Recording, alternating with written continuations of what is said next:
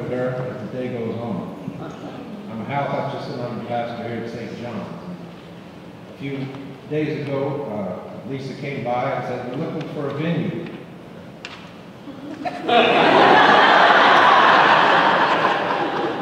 From there it went, and here we are today. I'm so glad that it worked out for us and for you. I've never been to a funeral like this before, and I probably never will again. But it may be a benchmark for me in the way I go. It's another, I just wanted to say it's maybe appropriate for us to gather here under the banner of St. John, the evangelist, the seer, the visionary. He was a storyteller, one of the great ones in history. He was a visionary. And I understand that Jo was part of that too. So I pray that St. John will bless us, bless you, bless Jo, as we all make our way from this universe to the next.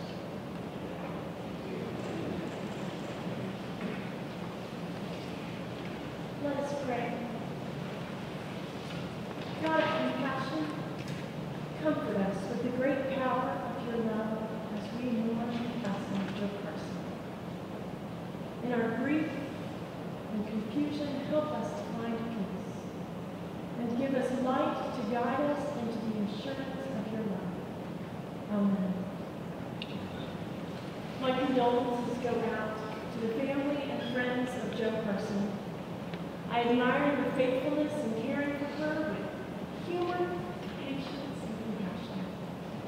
I was only allowed little snippets of these last days, but hearing Al sing as he gave her Nazi meds, and watching Lisa bend down close to shout some rough summary of our conversation was a family communion. Each of you shared your love on the stage with us. Thank you. And so we're here today to remember and honor Jo, to rejoice and delight in the fact that we were blessed to know her. In so doing, may we take comfort and may our grief subside, if for just a while. Young children describes life as such. We're like children building a sandcastle. We embellish it with beautiful shells, bits of driftwood, and pieces of colored glass. The castle is ours, off limits to others. We're willing to attack if others threaten to hurt it. Yet despite all our attachment, we know that the tide will inevitably come in and sweep the sandcastle away. The trick is to enjoy it fully but without clinging, and when the time comes, let it dissolve back into the sea. She continues, this letting things go is sometimes called non-attachment, but not with the cool, remote quality often associated with that word. This non-attachment has more kindness and more intimacy than that. It's actually a desire to know, like the questions of a 3-year-old. We want to know our pains so we can stop endlessly burning. We want to know our pleasure so we can stop endlessly grasping. Then somehow, our questions get bigger and our inquisitiveness more vast. We want to know about loss so that we might understand other people when their lives are falling apart. We want to know about gain so that we might understand other people when they are delighted or when they get arrogant and puffed up from caring. Jo maintained this openness in her life, reframing even tragic events so that they gained significance and created beauty. In writing the stories, she knew the importance of including the dragons that one must pass by. And in her own life, she encountered many such dragons, looking right at them with time, effort, and diligence, passing by them. She accepted people and events as they came to her, and she understood the potential for good. May we all develop such a grace. As Jo herself wrote, we are by design supposed to let go of hard stuff and learn to live in love. And the openness she used in living her own story aided her in learning and telling the stories of others. Though she was almost deaf, yet she was able to hear stories, and through them to know the heart of person, the soul, Her vast simplicity has satisfied many people's universal desire to be seen, heard, and known. So now Jo is part of our story. The grief caused by her leaving this life may turn out to be one of your dragons, but that only serves to prove that she is a character of great significance. Today, as you listen and share stories about Jo, revel in the ways she has affected you, and take comfort in knowing that hers was a life well lived, a soul well loved. May the spirit of peace be with you as you celebrate Jo's birthday.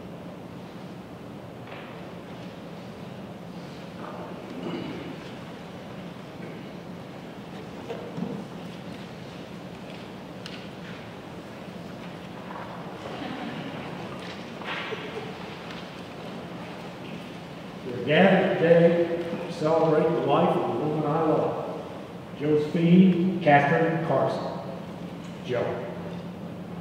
I'm Al Vance, for those of you who don't know me. And by way of welcoming you to these festivities, I'd like to read a short monologue from Jo's play, The Bear Friends. These are words spoken by a bear who has been shot by one David Crockett of the River Country, the same you've heard of, and is dying of her wound. Now, Crockett had made a wager that he could kill 100 bears in a single day. That 100th bear turns out to be a magical bear who can speak to the humans in the story in their own tongue and be heard and sometimes even understood by them. As the story nears its end, the bear, who knows that she is dying, gives us instructions for my funeral.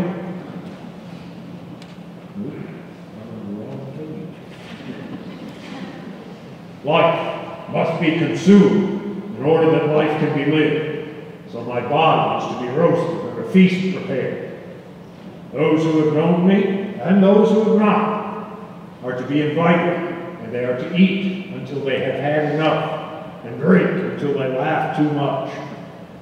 I want it said of me that I was a bear with territory. I want it said of me that I was fierce in countenance, gentle in manner, with the great, generous heart of a bear. And I want the stories of my life told.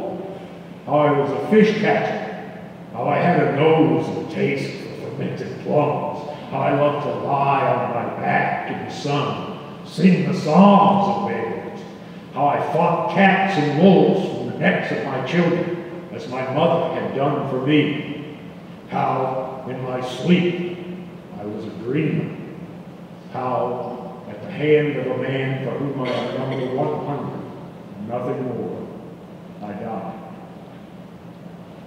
Jo Carson died too soon.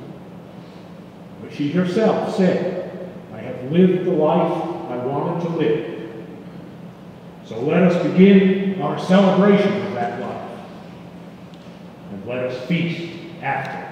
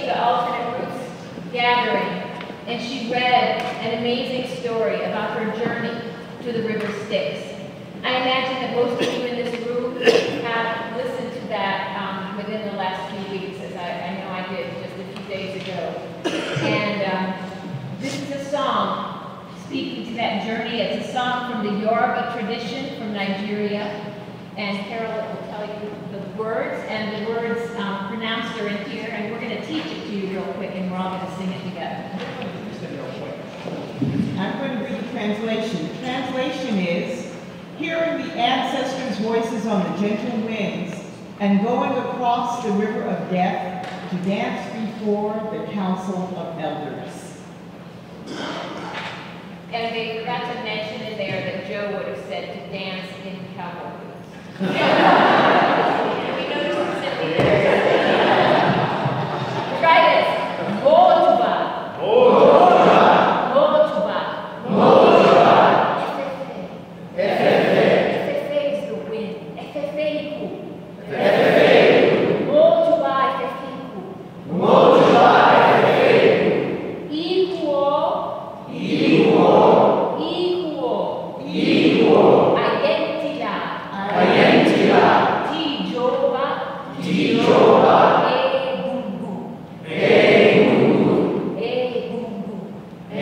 Egungun. Okay, so here's how it sounds, and whenever you feel like you can join in, which hopefully you'll be right away, just another everything. Mojuba, fefeiku. Mojuba, fefeiku. Try that.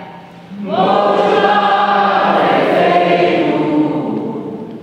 Mojuba, fefeiku. Let's do it again. Mojuba, fefeiku.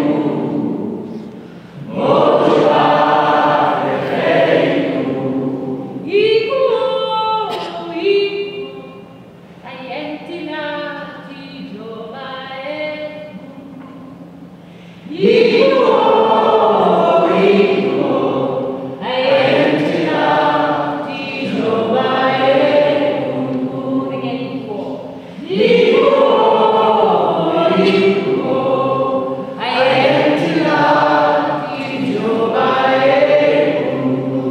Now we're going to sing it and you let it dance, and we have to sing across the river on the breath of the gentle wind. Mojuba. Mojuba.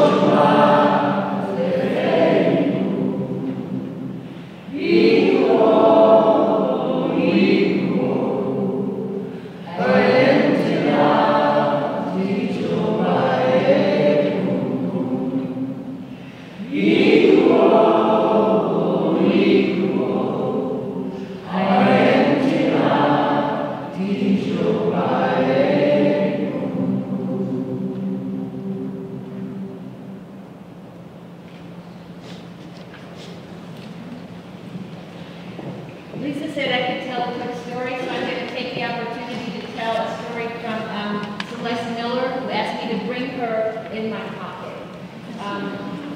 Celeste Miller signs at the bottom of her letters now. Dance, whisperer.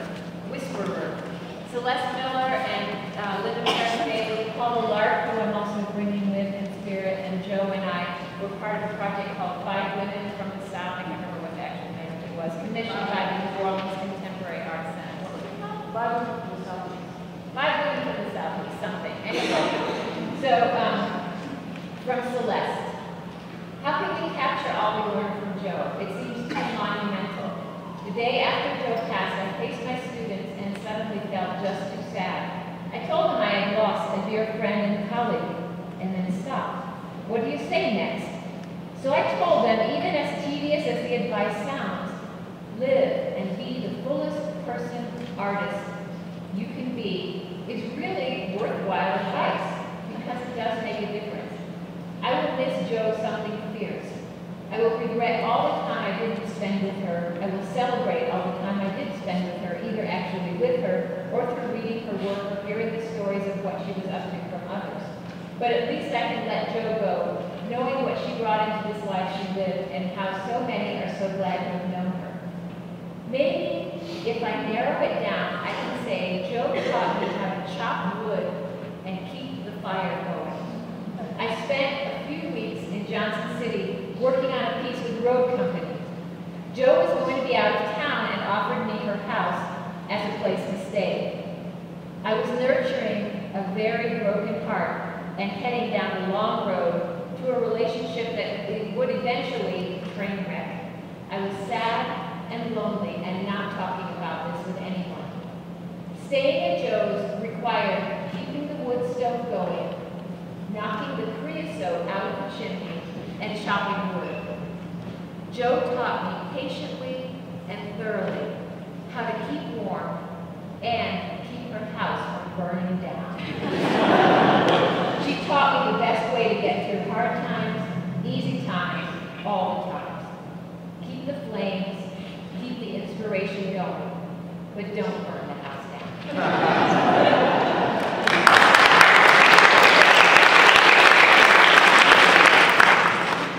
Lord, you know who's living in Jack's old house? Lucy. And Jack and his family moved down where George used to live before he moved out to the country. Well, George broke his leg and come back in and moved in with his cousins right next door to where you used to live. I used to live in the house across the street. The Richies live there now, where you lived.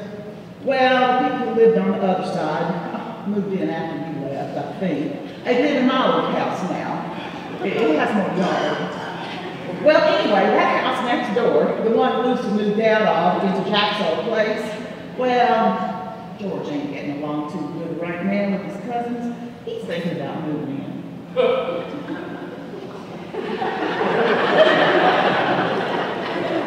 Jo Carson wrote that piece originally back in the late 70s for the road company's original production of Chautauqua, a show about land use in East Tennessee. That, along with dozens of other people pieces, were collected into this volume, Stories I Ain't Told Nobody Yet. Well, Jo never met a story she didn't tell.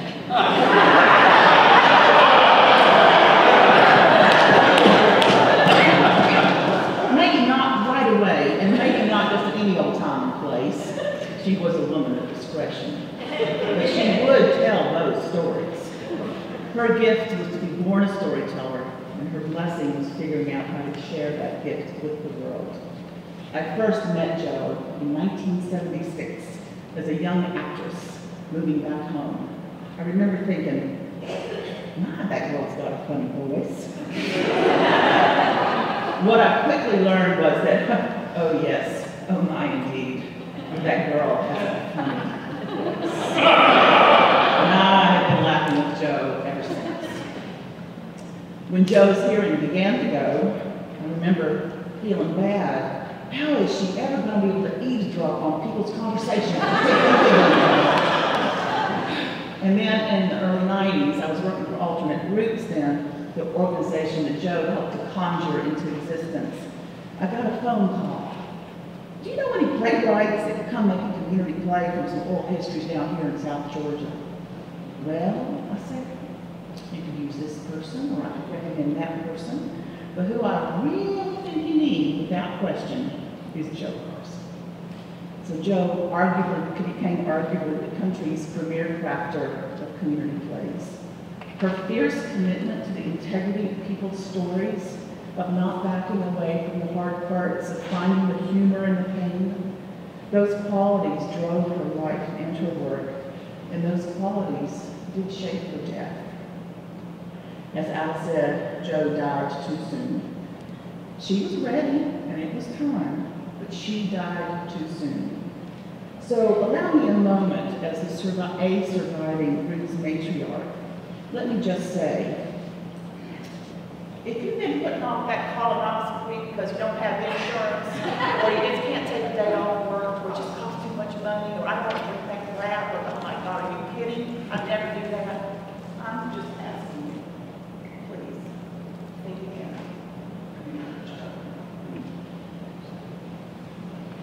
I'd like to end with one more peek. I'd like the next slide to come join me.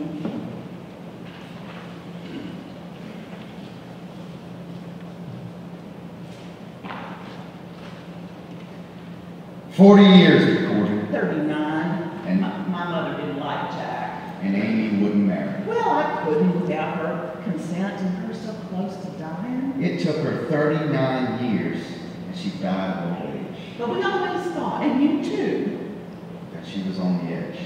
She always she said, thought Jack would leave me. Well, 20 years proved her wrong. second 20 proved her stubborn. She worried Jack. I know, like to have killed me. But we endured, We did that. and we've done more. We love each other. For 40 years. Well, 3 days ago, my mother died.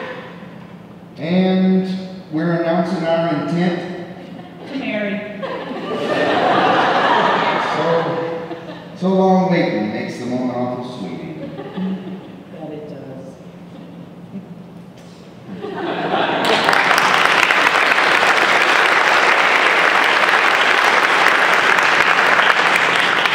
So what we're going to do now, for about the next 8 or 9 minutes, is to invite you to share brief memory stories with Jo.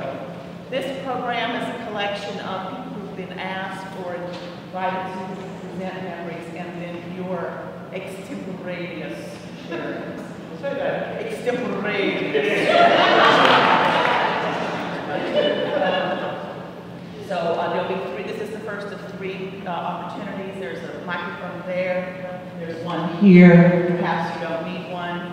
Or perhaps you should use one anyway, even if you think you don't. My job is to move it right along and to invite you to tell brief stories. We have a timekeeper, and and she knows how to use it. And the first person who I'd like to invite to share a remembrance is Georgella Lyle.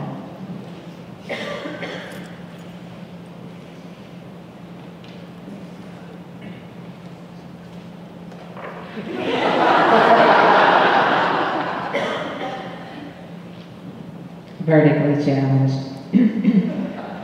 I'm going to read brief excerpts from some of Jo's letters to me, most of them written in the early 80s before she got her K-Pro computer, which she called Darth Vader's lunchbox.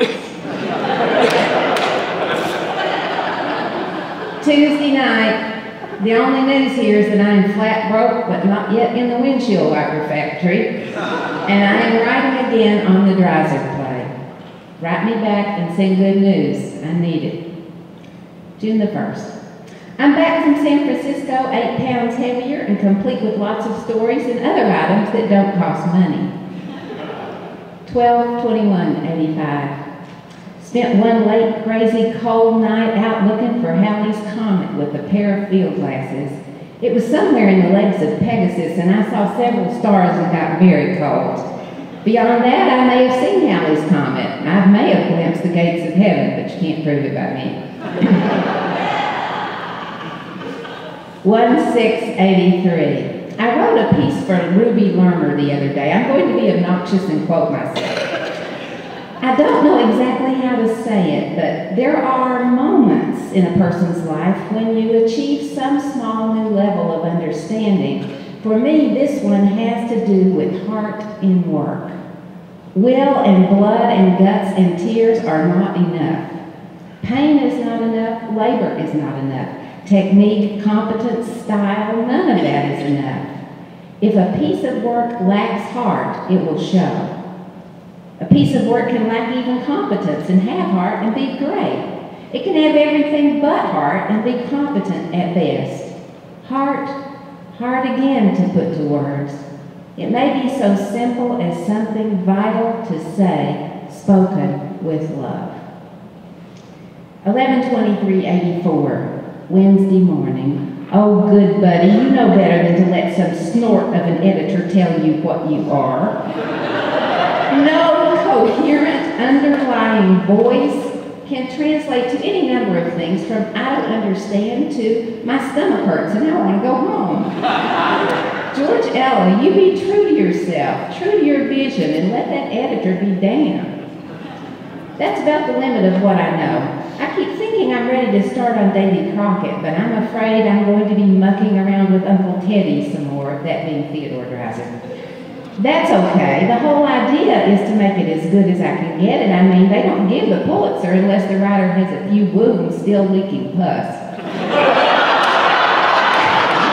Actually, I hope for the Nobel Peace Prize. I've been working on my acceptance speech in my spare time. Tell Anne I've begun tap lessons. It's pretty silly. Shuffle, shuffle, step back, step back, step back. I tried to do this when I was 8 or 9 and was a major failure. No rhythm. I still ain't got no rhythm.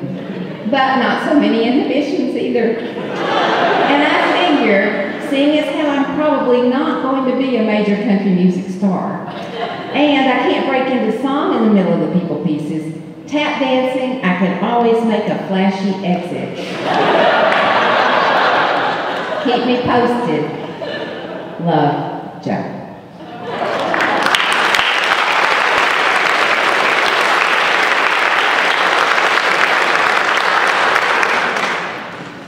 So the floor is open. Ms. Turner, how much time do you have? Ms. Turner? 6 more minutes, about the time.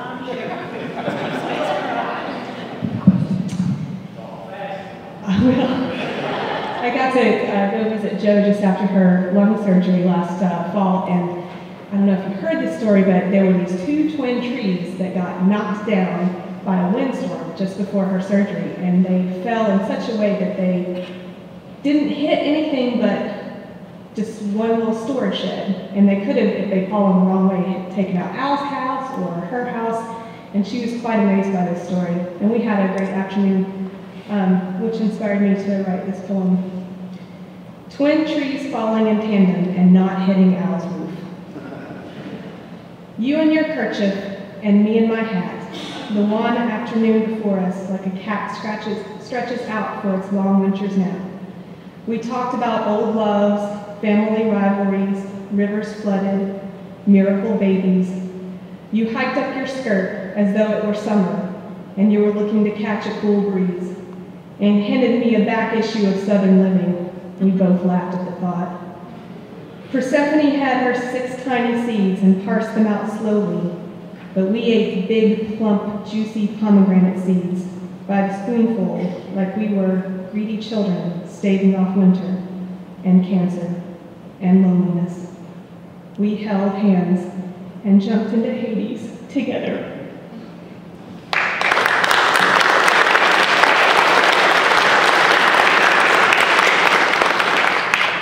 Mr. Madden? I'm letting her sit down. Would anyone else like to offer something? No. Yes, come please. There'll be 2 more chances if you're trying to get up your courage. Let's tell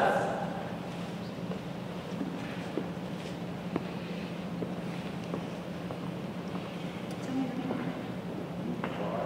Lou Fry. Thank you, Liz.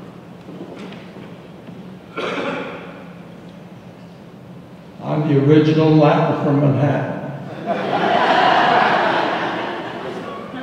I met the Carsons in 1950 when I became part of the family by marrying Tom Carson's sister's, Tom Carson's wife's sister. And I had a farm, a 20-acre farm, among other things, but I was raising 3 horses, 2 cows, a dog, and a goat.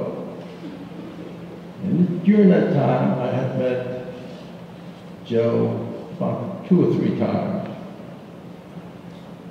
On one occasion, I became president of the Kingsport Theater Guild, so I had something in common with Jo insofar as the theater was concerned, but I was just a figurehead. She was an actress. She was quite the person. I admired her tremendously. One afternoon when I was sitting in my home on that farm, a car drove up, And it was Joe, her dad, and Tom Carson, and Liv Carson. And they came into the house. I was sitting there. I had just paid 14% on a mortgage on that farm for the month. So I was kind of broke. Land rich, but poor money. And they came in, we sat down. And it turns out she wanted to buy a horse. So I took her by myself with her to the barn. I didn't know this was going on. I don't know what had transpired when I wasn't there. At any rate, this child asked me, I'd love to buy your horse. I said to her, well, I figured there was some money behind her, so I said, I'll sell it to you for $500. In fact, she said, well, I said, I'll take 200 now and 300 later. Now you gotta understand, I was in real tough scrapes concerning money. So I stopped thinking about it, and before we left the barn, I said to her, I'll tell you what I'll do. The other $300 that you owe me, if you promise to take riding lessons, I'll forget it. Because my daughter got onto this farm, and the first day she got on there, she jumped up on that mare bareback and fell off and broke her arm. The first day on that farm. So if you spend the 300 that you owe me learning how to ride that horse, that's the deal. She said, I will. And that's the horse you see right here. She was born misty dawn, on a misty dawn day in the barn. And I saw her when she was on the ground trying to get up. So I had a fondness for this horse. And every time I'd come to Johnson City, Joe would ask me, let's go take a look at Kate. And I would go. And they bonded something terrific. Those two, the animal and Joe. And I was privileged to know Joe and her family.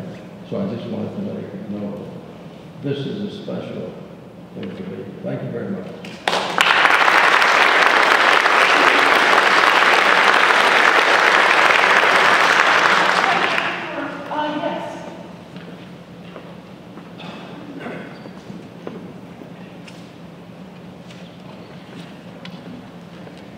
Many young men I know people. My name is Kenny Kepke. As young men know, this person Joe's life, she became deaf. So I heard about her through a friend of mine because I just got my master's degree in storytelling this past May. So I've always wanted to meet other people that are storytellers that are deaf or have other disabilities so I can hear their stories. So a friend of mine told me about Joe. So we took a meeting over here at Penn Deaf and had coffee and talked. We spent 2 hours just talking about horses. And mostly what she loved to talk about getting older to be deaf. She taught me so much because she said that she wanted to learn signs. And she also wanted people who were too late to learn oral and nothing. You're never too late to do anything. So she would share with me because I had cancer as well. So we had a lot of cancer stories to share. In that one moment that we spent 2 hours together, Joe changed my life. To be good at what I do and tell my story about having cancer. And also about being deaf is an awesome thing. While you may have to hear noise and screaming and yelling, we can